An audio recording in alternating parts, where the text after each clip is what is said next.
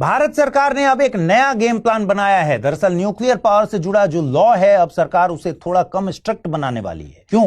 ताकि अमेरिका की बड़ी कंपनीज जैसे जनरल इलेक्ट्रिक और वेस्टिंग हाउस भारत में न्यूक्लियर रिएक्टर्स बेचने में इंटरेस्ट ले सके। अब तक क्या थी प्रॉब्लम? देखिए, 2010 में इंडिया ने एक बहुत सख्त कानून बनाया था जिसमें कहा गया था कि अगर किसी न्यूक्लियर प्लांट में कोई एक्सीडेंट हो जाए, जैसे ब्लास्ट, रेडिएशन, लीकेज या कुछ और, तो उसकी जिम्मेदारी सिर्फ प्लांट ऑपरेटर की नहीं होगी, सप्लायर कंपनी को भी कंपनसेशन देना पड़ेगा। अब सोचिए, अगर किसी हादसे में अरबों का नुकसान हो जाए तो कोई भी कंपनी डरेगी ना।